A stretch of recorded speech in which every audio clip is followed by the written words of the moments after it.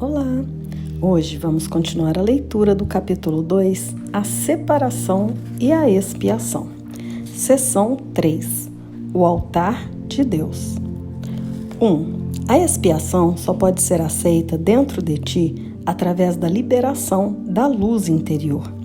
Desde a separação, as defesas têm sido usadas quase que inteiramente para defender contra a expiação e assim manter a separação. Isso é geralmente visto como uma necessidade de proteger o corpo. As muitas fantasias corporais nas quais a mente se engaja surgem da crença distorcida segundo a qual o corpo pode ser usado como um meio para se atingir a expiação. Entre aspas. Perceber o corpo como um templo é só um primeiro passo na correção dessa distorção, porque altera apenas parte dela. Ela, de fato, reconhece que a expiação em termos físicos é impossível. O próximo passo, todavia, é reconhecer que um templo não é absolutamente uma estrutura. Sua verdadeira santidade está no altar interior, em torno do qual é construída a estrutura. A ênfase em belas estruturas é um sinal do medo da expiação e uma recusa em alcançar o altar propriamente dito. A beleza real do templo não pode ser vista com o olho físico. A vista espiritual, por outro lado, não pode absolutamente ver a estrutura, porque é visão perfeita. Pode, todavia, ver o altar com clareza perfeita. Nós só podemos aceitar a expiação através da liberação da nossa luz interior.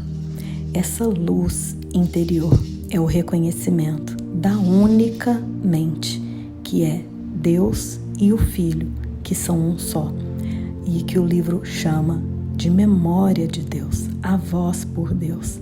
Chama de Espírito Santo.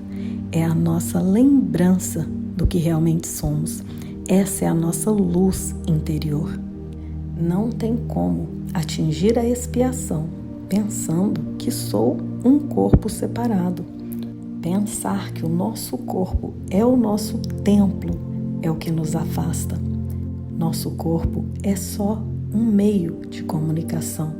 A verdade está na mente.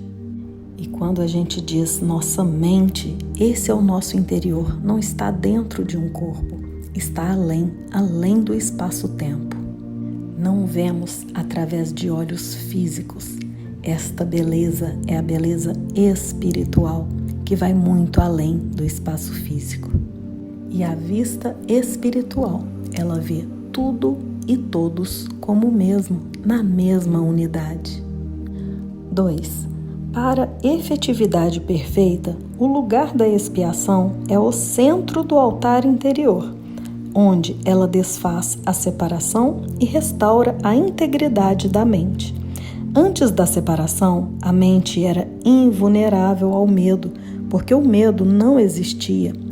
Tanto a separação quanto o medo são criações equivocadas, que têm que ser desfeitas para a restauração do templo e para que o altar se abra com o fim de receber a expiação. Isso cura a separação, colocando dentro de ti a única defesa efetiva contra todos os pensamentos de separação e fazendo com que sejas perfeitamente invulnerável. Antes da ideia de separação, não havia medo.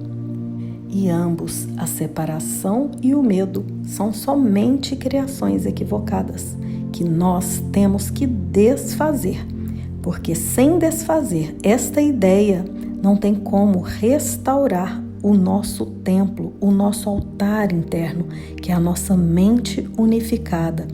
E para essa mente se abrir, é necessário esse treino, pois fomos treinados a compreender a separação como real. E agora nós vamos desfazer essa ideia. E só desfazendo essa ideia que podemos receber a expiação corretamente. que é olhar para tudo sem dar significado real. E aceitar a expiação cura esta ideia de separação, colocando na nossa mente essa única defesa, que é olhar para tudo na ilusão e saber que não tem significado.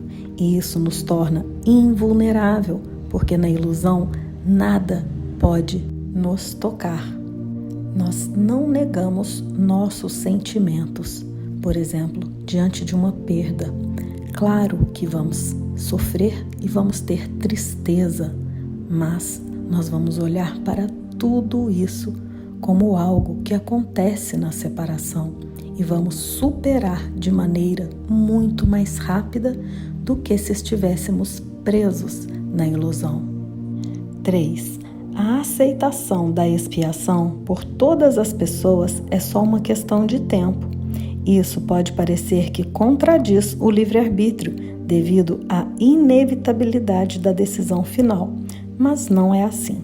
Tu podes contemporizar e és capaz de enorme procrastinação, mas não podes desviar-te inteiramente do teu Criador, que fixa os limites da tua capacidade de criar de forma equivocada. Uma vontade aprisionada engendra uma situação que, levada aos extremos, vem a ser totalmente intolerável. A tolerância à dor pode ser alta, mas não é sem limites. Eventualmente, todos começam a reconhecer, embora de forma tênue, que tem que existir um caminho melhor. Na medida em que esse reconhecimento venha a ser estabelecido de forma mais firme, venha a ser um ponto de mutação. Isso, em última instância, desperta outra vez a visão espiritual, enfraquecendo simultaneamente o investimento na vista física. O investimento alternado nos dois níveis de percepção é usualmente experimentado como um conflito que pode vir a ser muito agudo, mas o resultado é tão certo quanto Deus. A Bíblia nos diz que todo joelho se dobrará e toda língua confessará. E aqui ele está dizendo que todos vão aceitar a expiação, uma hora ou outra. E isso não contradiz o livre-arbítrio, porque, na verdade, nada disso foi possível. Então, o fim é sempre certo, mas nós podemos brincar que estamos em um corpo. Podemos, sim, imaginar essa vida separada, mas tem um momento que não vamos mais nos conformar e vamos pensar, tem que ter um outro jeito. Não é possível que isto é a vida. Todos nós estamos buscando a nossa fonte, cada um de uma maneira, mas no final todos vamos chegar ao mesmo lugar, que é admitir que nunca houve uma partida para fora do nosso Criador. E esse resultado é tão certo quanto Deus. E logo estaremos juntos para terminarmos essa sessão.